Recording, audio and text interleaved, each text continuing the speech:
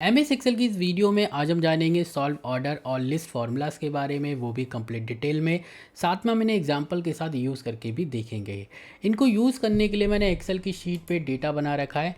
Practice के लिए इस एक्सेल की फ़ाइल को आप वीडियो के डिस्क्रिप्शन से डाउनलोड कर लेना। सबसे पहले हम अपने डेटा की मदद से एक पिवट टेबल क्रिएट करेंगे। इसके बाद पिवट टेबल फील्ड्स की मदद से एक रिपोर्ट बनाएंगे। मैं आपको एक बार अपने डेटा के बारे में बता देता हूँ। मेरे पास प्रोडक्ट का मंथ है, प्रोडक्ट की वेबसाइट, प्रोडक्ट का स्टेटस, प्रोडक्ट का नेम और प्रोडक्ट का अमाउंट है। अब पिवट टेबल फील्ड्स की मदद से एक रिपोर्ट बना लेते हैं।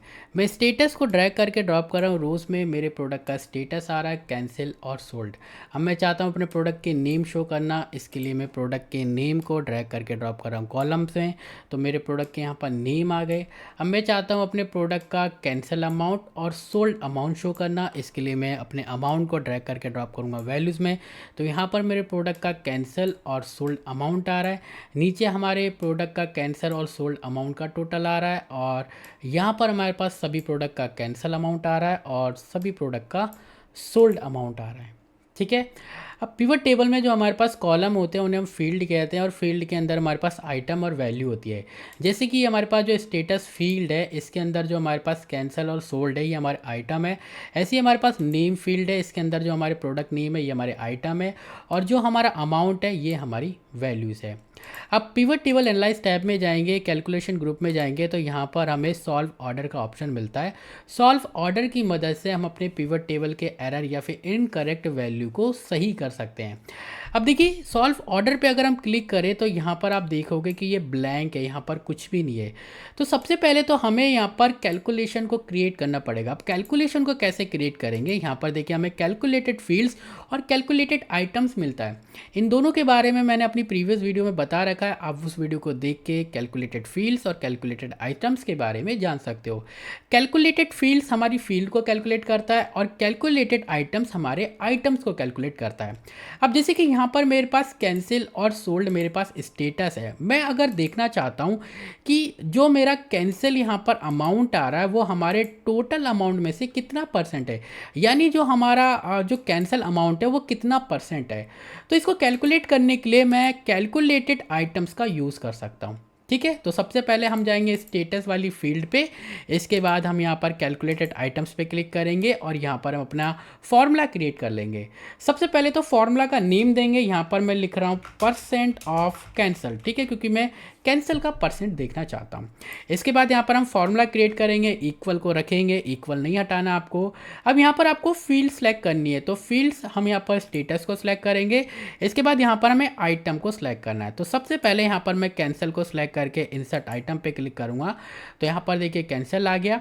अब यहाँ पर मैं स्लैश दे रहा हूँ जो कि डिवीज़न के लिए यूज़ होता है। इसके बाद ब्रैकेट ओपन करेंगे और यहाँ पर मैं कैंसिल को सिलेक्ट करके फिर से इंसर्ट कर रहा हूँ। इसके बाद यहाँ पर मैं प्लस दे रहा हूँ, सोल्ड को सिलेक्ट करके फिर से इंसर्ट आइटम कर रहा हूँ और यहाँ पर ब्रैकेट क्लोज। अब देखिए हमारा जो ये अमाउंट है यानी कैंसिल और सोल्ड का अमाउंट हमारा सम हो जाएगा। इसके बाद जो कैंसिल का अमाउंट है ये डिवाइड होगा। ठीक है, ऐड पे क्लिक करेंगे, हमारा जो आइटम है वो ऐड हो गया। ओके पे क्लिक करेंगे तो देखिए यहाँ पर ये हमारा आइटम आ रहा है।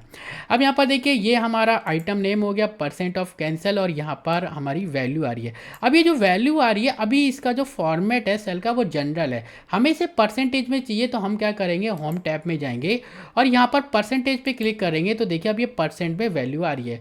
यहाँ पर मैं 2 डेसिमल वैल्यूज चाहता हूँ, तो इसलिए मैं इंक्रीज डेसिमल कर रहा हूँ जिससे कि कम से कम 2 डेसिमल आए। अब देखिए यहाँ पर हमने परसेंट निकाला और नीचे जो ग्रैंड टोटल में हमारे पास डेसिमल आ रहे हैं एक्स्ट्रा, इनको मैं सिर्फ 2 डेसिमल रखना चाहता हूँ, इसलिए मैं डिक्रीज कर दे रहा हूँ। ठीक है, अब यहाँ पर परसेंट आ गया। अगर आप इसको कैलकुलेट करना चाहते हो कि परसेंट कैसे आया तो वो अभी हम कर सकते हैं, यानी खुद से कैलकुलेट भी। तो देखिए यहाँ पर मैं इक्वल दे रहा हूँ। इसके बाद जो हमारे प्रोडक्ट का कैंसिल अमाउंट है ना, जस्ट मैं इसको सिलेक्ट कर रहा हूँ और डिवाइड कर दे रहा हूँ ये जो हमारा टोटल अमाउंट है, और ये टोटल अमाउंट कौन सा है हमारा कैंसिल और सोल्ड अमाउंट का। एंटर प्रेस करेंगे, देखिए वैल्यू आ रही है। यहाँ पर मैं परसेंट पे क्लिक कर रहा हूँ तो देखिए परसेंट आ रहा है, थोड़ा सा डेसिमल इंक्रीज कर लेते हैं 2, तो देखिए वही वैल्यू आ रही है। ठीक है, तो इस तरीके से हमारा फॉर्मूला वर्क करा। यहाँ पर देखिए मैंने इसको फिल राइट कर सभी की परसेंट आपको निकाल के भी बता दी है खुद से। ठीक है। अब देखिए यहाँ पर अभी तक कोई प्रॉब्लम नहीं है, मतलब परसेंट भी सही आ रही है, यहाँ पर जो ग्रैंड टोटल है वो भी एकदम परफेक्ट आ रहा है। तो सॉल्व ऑर्डर वर्क कहाँ करता है? अभी देखिए मैंने यहाँ पर एक ही आइटम कैलकुलेट किया, अगर मैं यहाँ पर और कैलकुलेशन लगा दूँ, चाहे वो कैलकुलेटेड फील्ड हो या कैलकुलेटेड आइटम हो, उस केस में क्या होता है, हमको यहाँ पर जो ऑर्डर होता है उसको सेट करना होता है। जैसे कि अभी यहाँ पर सिंगल फॉर्मूला है इसलिए कोई भी प्रॉब्लम नहीं आ रही, लेकिन जब यहाँ पर मल्टीपल फॉर्मूला हो जाते हैं तो हमें उनके ऑर्डर सही करने पड़ते हैं, क्योंकि जो सबसे लास्ट में हमारा फॉर्मूला होता है ये उसको कैलकुलेट करता है। ठीक है, सबसे लास्ट में। तो यहाँ पर अभी एक ही है, यहाँ पर मैं एक और यहाँ पर आइटम क्रिएट कर लेता हूँ। ठीक है, यहाँ पर एक और कैलकुलेट आइटम कर लेते हैं। जैसे कि मेरे पास यहाँ पर कीबोर्ड और सीपीयू है, मैं चाहता हूँ इनको कैलकुलेट करना, इनकी मतलब इन दोनों की टोटल कैंसिल हो जाए, मतलब कैंसिल अमाउंट हो जाए, सोल्ड अमाउंट हो जाए। ठीक है, तो हम क्या करेंगे, सबसे पहले तो हम यहाँ पर नेम वाले अपने आइटम पे जाएंगे, इसके बाद कैलकुलेटेड आइटम पे क्लिक करेंगे। यहाँ पर मैं लिख देता हूँ कीबोर्ड एंड सीपीयू। ठीक है, कीबोर्ड एंड सीपीयू की हम डिटेल यहाँ पर रखेंगे। यहाँ पर देखिए नेम फील्ड को सिलेक्ट करेंगे, सबसे पहले मैं कीबोर्ड को सिलेक्ट करके इंसर्ट आइटम कर रहा हूँ और प्लस दे रहा हूँ। अब मैं सीपीयू को सिलेक्ट करके इंसर्ट आइटम ऐड पे क्लिक करेंगे। ओके, तो देखिए हमारे पास यहाँ पर कीबोर्ड एंड सीपीयू की डिटेल आ रही है। अब देखिए यहाँ पर आ रहा है, अगर हम चाहते हैं इसको कीबोर्ड और सीपीयू के बाद यहाँ पर इस फील्ड को लाना, तो बहुत ईजी है। सबसे पहले तो हम अपनी फील्ड को सिलेक्ट करेंगे, इसके बाद ये जो हमारे पास आउटलाइन आ रही है, शिफ्ट बटन प्रेस करके इसको प्रेस करेंगे, यानी लेफ्ट बटन को प्रेस करके मैं इसको ड्रैग करके यहाँ पर सीपीयू एंड प्रिंटर के बीच में यहाँ पर छोड़ दूंगा। तो देखिए यहाँ पर हमारे पास ये फील्ड आ गई कीबोर्ड एंड सीपीयू की। अब देखिए यहाँ पर मैं इसको थोड़ा बता देता हूँ और यहाँ पर ना मैं इन वैल्यू को सेंटर कर देता हूँ। ठीक है, होम टैब में जाते हैं, सेंटर कर लेते हैं।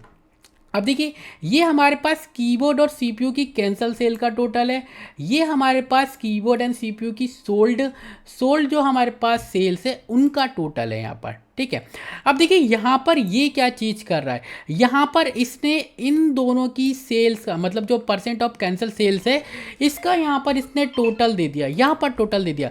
जबकि हम यहाँ पर क्या निकाल रहे हैं, हमारा ये जो परसेंट है ये हमारे कीबोर्ड की कितना अमाउंट है या फिर कितनी परसेंट सेल्स हमारी कैंसिल हुई है उसकी परसेंट है। और इसने यहाँ पर ये क्या करा, यहाँ पर इन दोनों को यहाँ पर सम कर दिया, क्योंकि देखिए ये सम हो रहा है, ये सम हो रहा है और ये भी इसने सम कर दिया। जबकि हमको यहाँ पर क्या चाहिए कि हमारे जो कीबोर्ड एंड सीपीयू की जो कैंसल अमाउंट है वो कितने परसेंट है, यानी हमें परसेंट में चाहिए। और यहाँ पर देखिए कुछ इस तरीके से आएगा। कैसे, यहाँ पर मैं इसको कैलकुलेट करके बताता हूँ। देखिए यहाँ पर हमें इस कैंसिल अमाउंट को सिलेक्ट करना है, कीबोर्ड एंड सीपीयू को, और इसको हम डिवाइड कर देंगे टोटल अमाउंट से, एंटर। तो देखिए 30% आना चाहिए हमारे पास, लेकिन यहाँ पर 59%। और ये 59% कैसे आ रहा है, यहाँ पर ये इन दोनों को सम कर आ रहा है।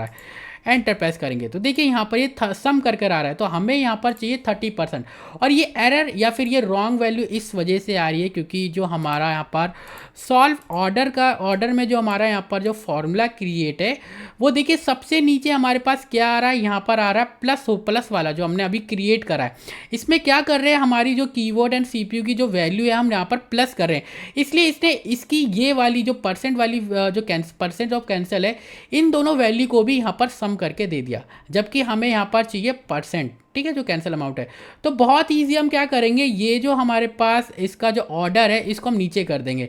यहाँ पर मैं इसको सिलेक्ट करके मूव डाउन कर दूंगा तो देखिए अब ये नीचे आ गया, यानी लास्ट में ये वाला हमारा जो फॉर्मूला है ये वर्क करेगा।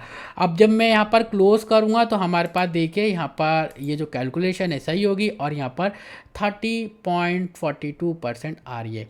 तो इस तरीके से हम यहाँ पर सॉल्व ऑर्डर का यूज़ करते हैं, जो भी हम यहाँ पर फॉर्मूले क्रिएट कर रहे हैं कैलकुलेटेड आइटम या फिर कैलकुलेटेड फील्ड में, और जो सबसे लास्ट में हमारा फॉर्मूला होता है वो हमारी पिवट टेबल पे वर्क करता है और वो हमारे डेटा पे इफेक्ट डालता है।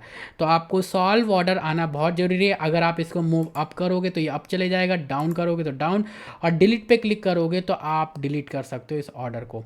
ठीक है, अब देखिए यहाँ पर ऐसे ही हमारे पास एक और चीज़ होती है, लिस्ट फार्मूला।